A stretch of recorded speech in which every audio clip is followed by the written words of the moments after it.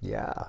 Hey, you guys. Well, it is a late night interview with Greg, my friend Greg Million, and Greg is just came, and his wife Leanne.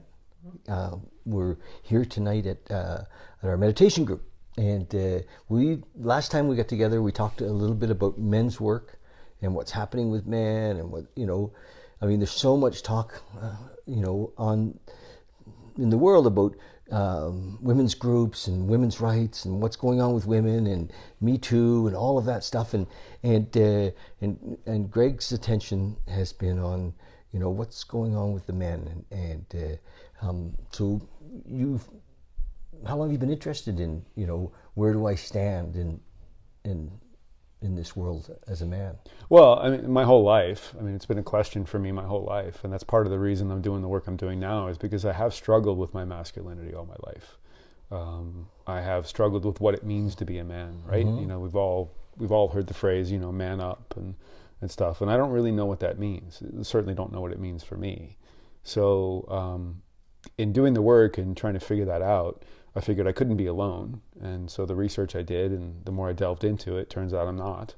There are a lot of people out there. Certainly not. There are a lot of people out there that struggle with the same things, and a lot of people quietly struggling. Yeah, and I think unfortunately, most men quietly maybe struggle. Not even knowing they're struggling. Right, exactly. So it's an unconscious programming, right, that we've all been subjected to. So for me, I thought, what would happen if I started to share my story? There's this wonderful and amazing dialogue happening right now on both sides of the gender spectrum, and completely and totally in between the gender spectrum now, right? And I want to support all of those conversations, because in all of those conversations we have the feminine and we have the masculine, and we have everything in between that. So in supporting those conversations, what's the best thing I can do? Well, the best thing I feel like anybody can do is share their magnificent story. So that's really what I hope to do, is share my story about what it means to be a man. Been. Yeah, I have been. Yeah, this will be the 4th or 5th one I think that we've done. So you've got a group, an event coming up. Yeah, I've got one on November 3rd at 2:30, right, at the Croatian Canadian Club. Okay, we'll get back to that. Yeah. I want to ask you more about this. Sure. Yeah. This what's going on with men. Sure. You talked about a term, the male box. The man box. The man box. Yeah, it's a term that was originally coined by Paul Kivel in his "Act Like a Man" box. Okay. And then Tony Porter took it from there, and he shortened it to just the man box. And in Tony Porter's work with men, specifically men who come from violent pasts or have committed violent crimes, like men in prison and that type of stuff. What he discovered was this idea that the man box is basically these walls that are built through narrowly enforced rules about what it means to be a man. And primarily it's intimidation, it's aggression, it's dominance over women specifically. So family of origin? Sorry? Did it start with their families? Or it started in the schoolyard? Yes, I think the answer is yes to that. It depends on each individual story, okay, but we're all subjected to the same level of programming. Yes. And the idea is that in order to be a man, are we all subjected to the same level of programming, or are some of us more subjected? I mean, if you brought up in a very staunch religious home, your programming might be more rigid than if you were brought up in a home in the bad side of town, if you will, Right. And fair enough. Yeah, that's absolutely a much different set of programs. Right. I completely agree. Yeah. So you're right. The idea though with the man box is that in order to continue to stay in the man box, you have to act a certain way. You have to be a man. You have to do certain things like, be intimidating, be aggressive, be assertive, that kind of stuff. So obviously we all have different ideas of what being a man looks like. Exactly. So the idea here is to share what I feel my struggles with my masculinity have been, in the hopes that it might resonate and connect with other people. Do you think, I mean, you've been looking at this for a while, so a lot of this has to be connected to mom and dad? Mm-hmm. Yeah. I mean, when you were 3 and trying to decide, first of all, you were just realizing that there is a difference between you and your sister. Mm-hmm. I don't know if you had a sister. I had a brother, but yeah, I know what you meant. What do you mean? I'm a boy. she's a girl. Yeah. Okay, what's that? And then, by the time we're 12 or 13, we're starting to, really come into, we're going to soon be a adolescent or a man, we're coming into manhood in many ways. We've, starting to get a man's body, but we're still taking our direction from mom and dad. What's their interpretation of that? What's right? What's wrong? Right. Don't touch that. All of those things are really form who we are. Absolutely. And how we see ourselves, so is what you're doing kind of looking at that?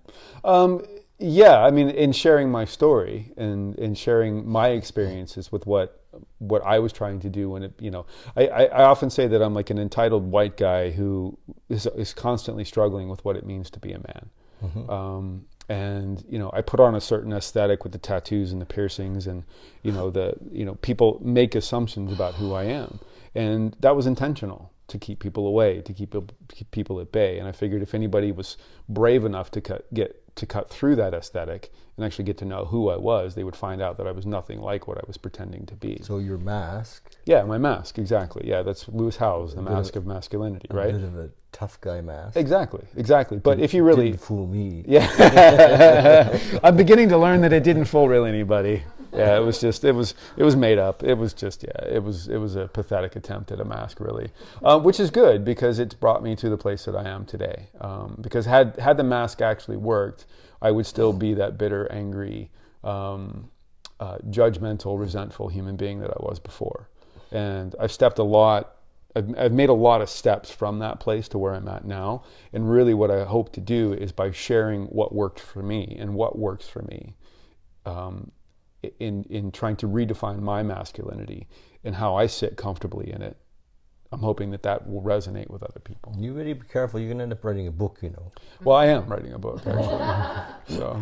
Well, there you go. Yeah, right. This is a very deep subject. It is. It is a deep subject, but it's also a beautiful and amazing subject, too. And I think, like I said, I really feel strongly about it. And one of the reasons that I'm doing the talks and sharing my story is because it's obvious that I feel strongly about it, because you can't get me to stop talking about it once I start. It's like a wind-up toy. You just ask me a question, and wing, I go.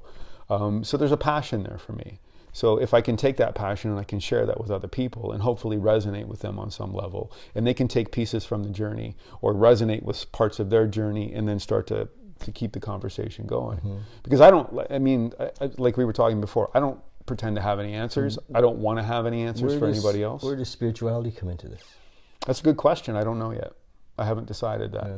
Because a lot of times what we're doing is rearranging the chairs on the Titanic. Yeah. Because we're all going down. Yeah, managing our own life, whether even if it's a new set of terms, is still it doesn't generally lead to contentment.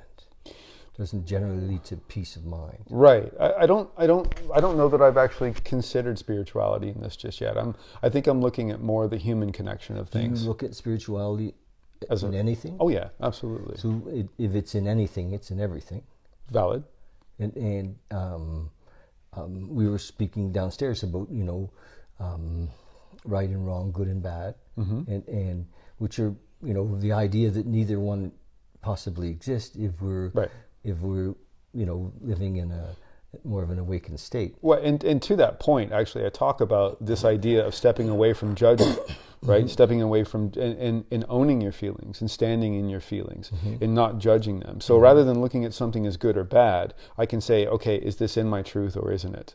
So if I'm standing in my truth, meaning I'm standing in a place of love and honesty and vulnerability and transparency, then I can continue to stand with those feelings. So you're right? not shining a light on any of these things to say this is wrong and this is right. No, there is no judgment here. Absolutely not. Well, of course there is, but there's just your preference would not to be to judge. No. What I mean by no judgment is I'm not judging other people in their stories. What I'm doing is by sharing my story, I'm saying that I have stepped away from things like if I'm in a difficult or challenging situation, Yes. my initial reaction is fear and judgment. Yes, And yes. so working towards getting away from that judgment and working towards a place of love and choosing love actively and mindfully being aware of where I'm at. Yes. So that's what I mean by there is no judgment here. Yeah. I'm not looking to judge other people Yeah. or try to change other people. No, All I'm simply I didn't trying to do mean is it that way. I meant Okay. you as a leader, Mm-hmm. because you're posing the question, Mm-hmm. you become the leader, and Nobody told me that. Yeah, well, that's what happens. You're the guy that's saying, "Hey, Uh-oh. there's something going on here." Right. So then you're shining the light on it Mm-hmm. with an idea to create awareness Right, exactly, yep. and to get feedback, and then to possibly allow masculine. Because we talked about masculine. What is masculinity? That's a good question, isn't it? Yes. I think masculinity is whatever you want it to be.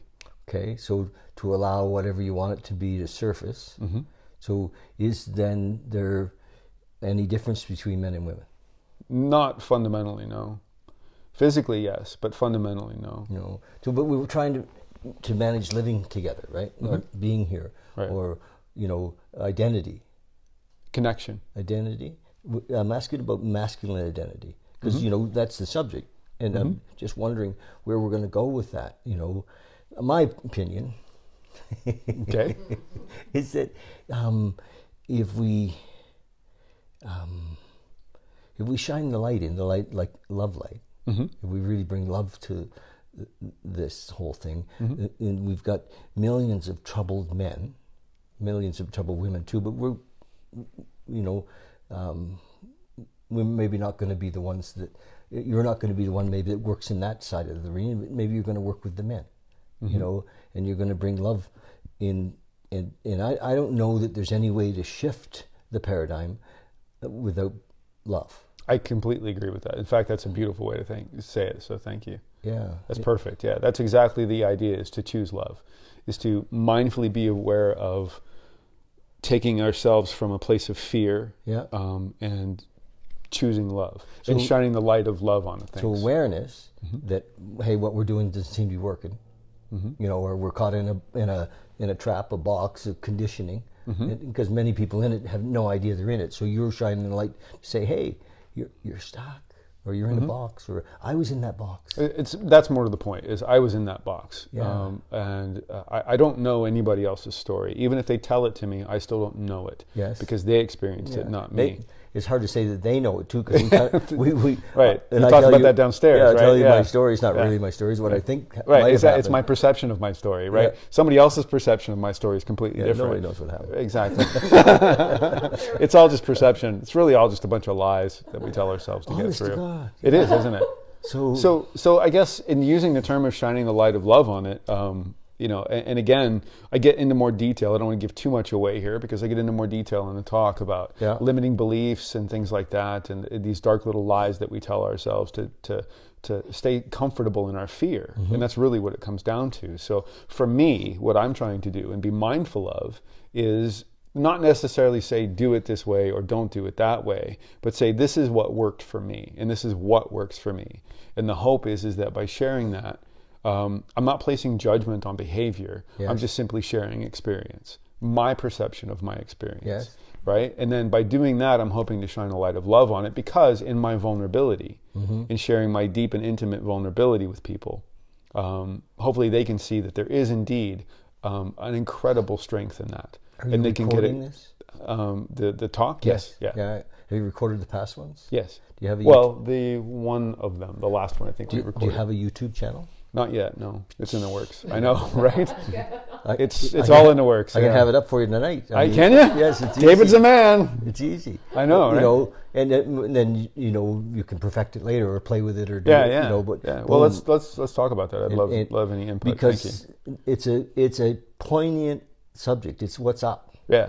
For lots and lots of people, especially young men who are in their 20s and 30s, and they're coming into a new world, and not sure where they stand. And I mean, I'm older than you are by probably a fair amount. But when I was young, my conditioning was that I had to be how was I with women? Well, I had to sleep with a lot of them. Well, it's interesting. You're older than me, but my conditioning was the exact same. Yeah, I just sleep with a lot of them, and I had to sleep with a lot of them quickly. Yeah, quickly. And, yeah. and that was the kind of the conditioning, and I did, and I fought. And yeah, I mean, it's awesome. Are you bragging? no, but the point is that in doing so, I fell into that conditioning and I fell into that programming, but I didn't find any happiness, peace, or joy in it. No, because I wasn't really there. Right. Exactly. I wasn't. I was completely disconnected from most of those experiences. Yeah, I wasn't really there. In fact, probably all of them until but I really decided to until commit. Years in the search of consciousness, of awareness, of spiritual search that in the mix of all that, I've got taught how to be present, mm-hmm. and how to be with somebody, and mm-hmm. in a way where I was really there. Mm-hmm. And I wasn't performing. Right. I wasn't up and hard all ready to mm-hmm. go and kind of thing. Children, go to bed now. which was the challenge, was yeah. what we were taught. Yeah, exactly, and that's the vigor of it, right? Constantly be performing, constantly be ready to go, and so young men today all of that stuff. Yeah, need, I think, I'm just making this up, but need men like you. Aren't we all making it up? Yeah, to help them to help paint a new picture. Thank you. Mm-hmm. Thanks. I appreciate that. Thank you for saying that. It's your interest, so it would be you. Mm. I remember, just a short story, but I was probably in my 30s and I had 2 kids, and I was married, and I was really struggling with what I was supposed to be doing with my life. And an older man who was a mentor said, "Don't you have 2 children?" I said, "Well, yeah." And he said, "Aren't you married?" I said, "Yeah." "And you have a job?" I said, "Yeah." He said, "That's what you're supposed to be doing with your life." It was, it was in front of me, right? And right. Which is kind of neat because, this is up for you. It's like a calling. Yeah, it's very much a compulsion. Like Yeah. it's very much I feel compelled to do it. Yeah. Absolutely. Good for you. Thank you. Yeah. So there's tons of. We could talk more about people who've been down this road. I mean, mm-hmm. everything from Iron John is a book written by I forget. But I've got a whole bunch of stuff upstairs. Mm-hmm. All the books. Yeah. Some of the books that have been powerful for me were The Mask of Masculinity by Lewis Howes. But Lewis is a young man. He is, but he's got an incredible story, and he's got a great perspective on things. Yeah, I know. I like him. Yeah, he really does. I listen to his podcast. Yeah, me too. That's where I found him first. Yeah. Mark Manson, not specifically about masculinity, but he's got a great perspective on life. Have you read any Joseph Campbell?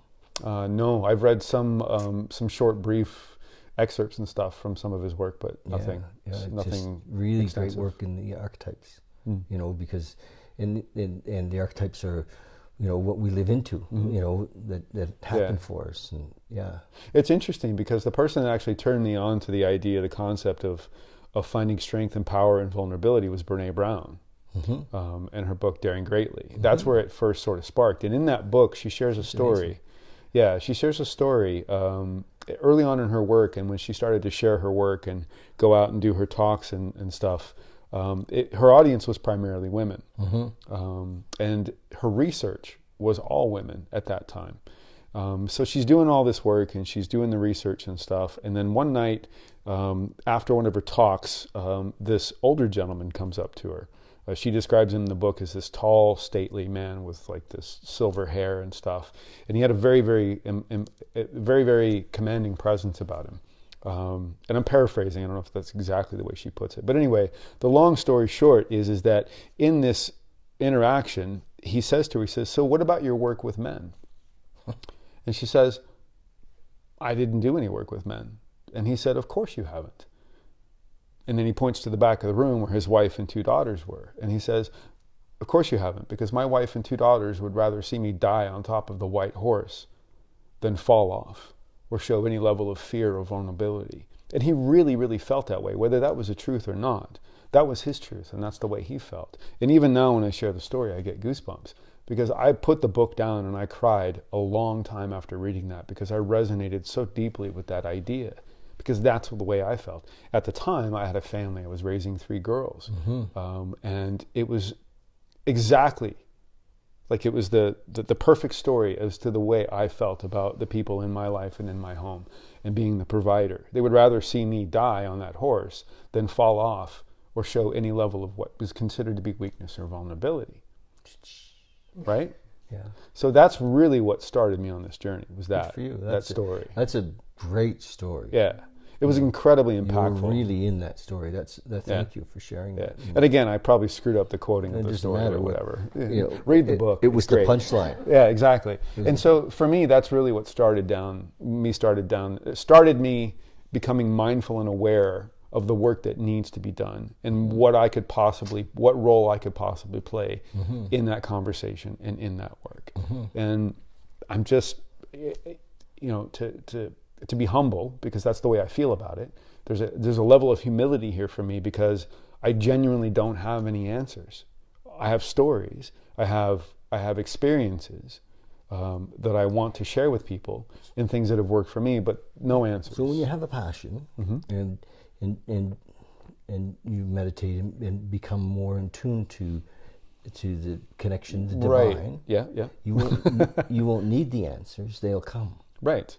And so I encourage you, as part of this project, as part of your life's work, to be more serious about connecting with the divine, so that you can bring, because love. Where does love come from? Right. What is love? It is that divine. It is that, and so through meditation and devotion and prayer and you become the conduit that lifts, maybe many men, because that story has power in it. The one you just told has a lot of power in it, and so none of us have the answers, but we begin to trust that they'll be there when they're needed, because we have that connection and we know that the divine grace always has our back. Right. Yeah. Thank you. Yeah. Thank you for sharing that. And I think your event on November 3rd is going to be amazing.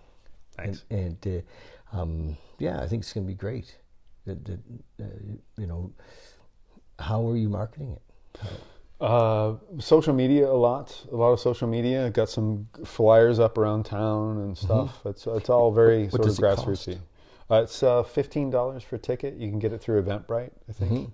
So I do. Yes. Been saying a lot. Yeah, Eventbrite, awesome. Eventbrite, yeah. And there's a link on. We can share links. Yes, and we'll I have a link in the whole comments.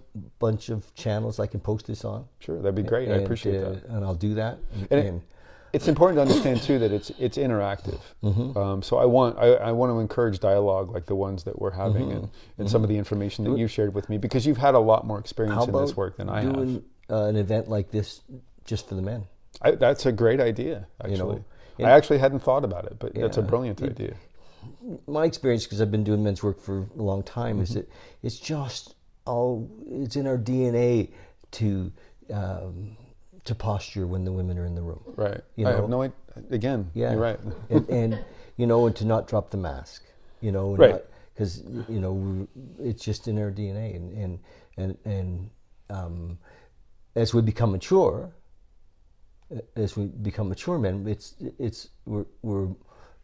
easier for us to drop the mask, to be more vulnerable. Right. But most of the men that we know aren't mature men, and because we stopped, we got afraid in our teenage years, and we froze up a bit. Many of us, and many of the people that you're going to help are men wanting to grow up. Yeah. But are still trying to impress and all of that. Yeah, that's interesting. I hadn't thought about it until you brought it up, but I think it's a very good idea, and I certainly will look into it for Love sure. you to come to our men's team. Okay. When we meet on Thursday nights and in the cold, outdoors. Right. Yeah, I'm sensitive. They'll blow 10 below, and I say, "Fellas, we're coming in," or "I'm not coming." Right. Well, yeah. Like I said, I actually just started some work with a men's group recently, and they're great. Mankind Project. Yeah, Mankind Project, and I can't recommend it enough. So I want to experience more of that with more groups and more people as I immerse myself into this this work and this The project? group I've been with has changed a ton in 20 years. Ton. It's become more, certainly more compassionate. We were awfully tough on each other for a long time, and it's become more open, and it's more conscious for sure. Now, do you think that's because of the people, or because of the nature of change? Like, things have changed in 20 years. You said you've been doing it for 20 years. Yeah, it's the nature of change, right? There's a maturity that's happened in society, if you will, in terms of awareness. Yeah, and especially for men who are focused on being, the best man they can be. Being, what does it mean to be a great husband? To be a great dad. And that's a question that's there. Then it leads us to become, more compassionate, more loving, more understanding, more caring. More vulnerable. More vulnerable, yes. And having a group of men that, like for me, that I meet with every week, 3 hours around the fire, we drop the mask, and it's a safe place for men to come and move through their emotion, right? To be angry if they want to be angry, because a lot of us were told at a young age that anger was not acceptable. Well, it's interesting because I think anger is probably one of the few emotions that is acceptable by society for men to show. Not the kind of anger I'm talking about. Well, right, the violence and stuff like that. But even that is more understanding to most people than seeing a man break down and cry. Well, we do that too. Right. That's like old hat. That's good. That's not as juicy as anger. But I feel like, at least in my personal experience anyway, that when I've expressed anger, it's been oddly more accepted than when I've expressed what would be interpreted as weakness, which would be crying or emotional articulation of some sort, right? Sitting down and wanting to actually talk about or dialogue about my emotional health or my connection with somebody else, or disconnection, as it were. People would be more resonant to, like, okay, I'm you're angry, so I can deal with that, but I can't deal with this other stuff that you're bringing to the table. I can't deal with that stuff, right? Because that's not what men do. Quote unquote, right? At least that's been my experience. It's fun to be in a place where we can help give language to feelings, right?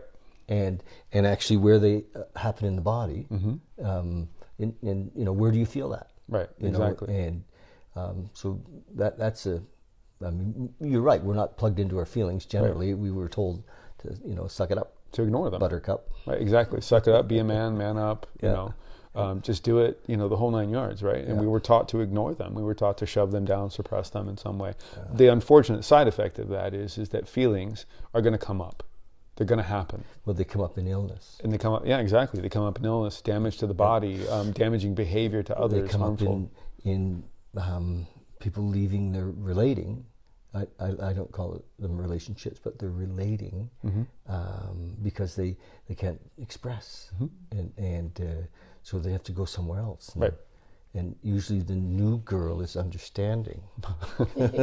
Or the new guy. The new guy, Right. Depending upon, a little while. Right. And so we're sometimes we're out shooting for short-term gratification, and all that. Well, great subject.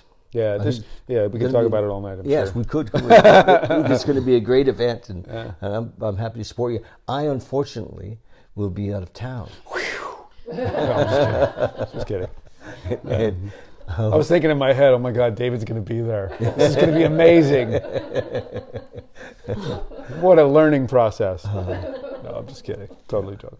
So I won't be there, but I'd love you to come. Are you this Thursday going to your Mankind Project? Or? Yeah. I've committed to going to this for a bit. Yeah, I need to make a commitment to it. I need to immerse myself in this group of men, and it's an interchangeable group of men, but there's a core group of men there that I really need to commit to. I connected with a couple of them, and so I kind of want to continue that. They've connection. got a really good weekend as well. Yeah, they've talked about that, and I'm exploring the opportunity of maybe going to that as well. Yeah. So we have one coming up in November, a men's weekend here in town, and I'll talk to you more about that. Yeah, sure. I'd love to hear about it. Yeah, As long as it's not November 3rd, I might be able to make it work. No, it's not November 3rd. It is coming up in November, and it's called the Legacy Discovery Weekend. Nice. And it's an amazing men's weekend. Cool. Yeah. Well, thank you. Yeah, thank you. Thanks for your time. I appreciate you doing this so thanks late at night. For you guys for staying. Yeah, the audience, and listening. All right. Thanks so much. So thank you guys. This is going to be on YouTube as well. You can catch it there, and love it if you share it. And if you have any questions, if you want to leave them on this, we'll both be able to access and answer questions if people watch this going forward. And if you have any thoughts, or you want to get in touch with either one of us, if your man needs men, and that happens a lot. That you're talking to a man and say, "Well, how did you find our men's group?" Well, my wife sent me. Yeah. Which is okay. It doesn't matter. Or I'm here to save my marriage. Yes. Or I'm here because it's over. Yeah. Exactly. And the healing begins. Yeah. And so anyway, thanks you guys. Love you, and we'll be back. Thanks. Thank you.